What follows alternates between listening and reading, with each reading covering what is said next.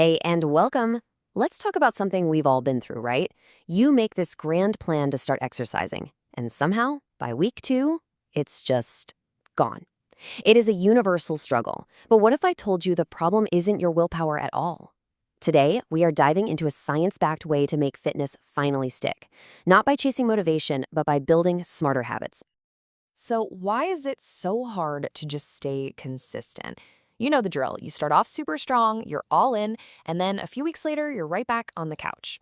You're not alone in this. It's this frustrating cycle of good intentions that millions of us know all too well.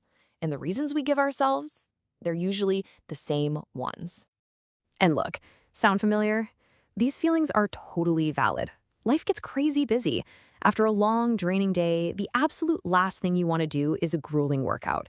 And hey, if exercise has always felt like a chore or even been a bad experience for you, it's no wonder the couch wins. But these roadblocks, as real as they feel, are often just symptoms of a much, much bigger problem. Okay, here it is. This is the real killer. We set ourselves up for failure from the very beginning. We think we have to go from 0 to 100, right? From couch potato to gym hero overnight. We tell ourselves, I have to work out for an hour every single day or it just doesn't count. This all or nothing thinking is totally exhausting and it's just not sustainable. And then what happens? We miss one day, feel like a total failure, and we just give up. This is where we need to completely flip the script. Stop waiting for motivation to show up. Come on, motivation is flaky, right? It comes and it goes. The real secret to being consistent isn't about white-knuckling it and forcing yourself to do things. It's about creating a system where the right choice is the easy choice, something so automatic you don't even think about it, like grabbing your keys before you walk out the door. And that system? It's called habit stacking. It is a brilliantly simple idea. You're not trying to invent a whole new routine out of thin air.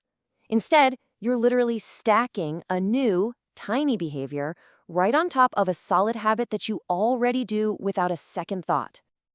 And the formula could not be easier. It is, after my current habit, I will do my new habit. So a vague goal like, I'll exercise more, becomes something super specific. For example, after I brush my teeth in the morning, I will do a 1-minute plank. See how clear and actionable that is? Your existing habit becomes the trigger for the new one. And get this isn't just some clever little trick, it's actually rooted in brain chemistry. When you do your normal habit, your brain is already in gear. By tacking the new habit on right after, you're hijacking that momentum. Norepinephrine helps your brain lock in that new sequence. Oh, we do this now. And when you finish, you get a little hit of dopamine. That's that feel-good chemical that rewards you and tells your brain, hey, that was good, let's do it again. Okay, so you get the concept. It's simple, it's science-backed, but how do you actually put it into practice? Let's walk through 4 simple steps to build a habit stack that you'll actually stick with. First, choose a rock-solid anchor habit. Something you do every single day, no matter what. Making coffee, brushing your teeth, getting dressed. Second, get crystal clear on the new habit. Some exercise is a wish. 10 push-ups is a plan. Third, and this is so important, start ridiculously small. Make it so easy that it actually feels sillier not to do it. A 1-minute walk, 2 squats, that's a win. And finally, you have to focus on being persistent, not perfect.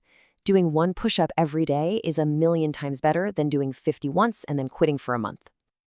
And let's just have a quick reality check here. You've got to forget that old myth about it taking 21 days to form a habit. Newer research shows it can actually take months for a new behavior to feel truly automatic, like second nature. So please, be patient with yourself.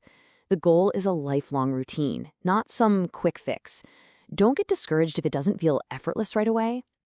All right, ready for some inspiration? Let's get super practical. Here is a playbook of ideas that you can literally steal and start using today, from the second you wake up to the moment you go to bed. Your morning routine is the perfect place to start. It is just packed with reliable anchor habits. So try this. While your coffee is brewing, do 10 calf raises. Or, right after you brush your teeth, drop down and do a 1-minute plank. Even something as simple as laying out your workout clothes for later, that's a habit stack that removes friction and sets you up for success later in the day.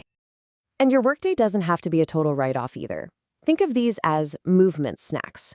Waiting for your lunch to heat up in the microwave? Perfect time for a few wall push-ups. On a long phone call? Mute yourself and do some chair squats. These little bursts of activity really do add up, and they break up those long, killer stretches of just sitting. And the evening, it offers even more opportunities. That moment you walk through the door after work, that's a powerful trigger. Before you do anything else, before you even think about hitting the couch, just put on your workout shoes. It's a simple act that signals to your brain what's coming next. Or while dinner's cooking, just put on your favorite song and dance.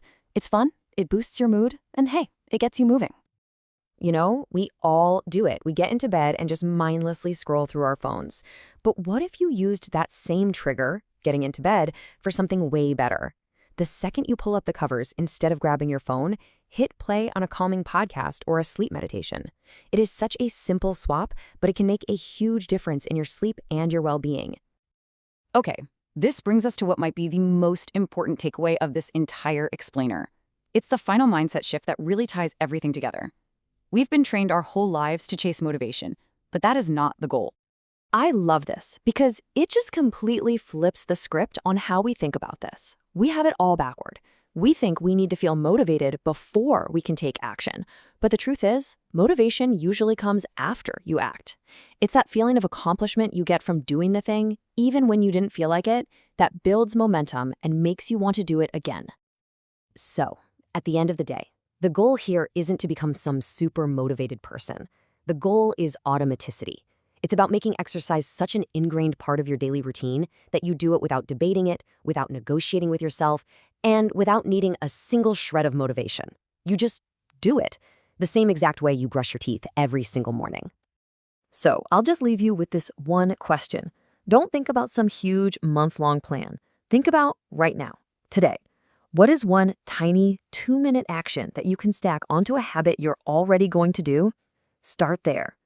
Because that one small step, that's where real, lasting change actually begins.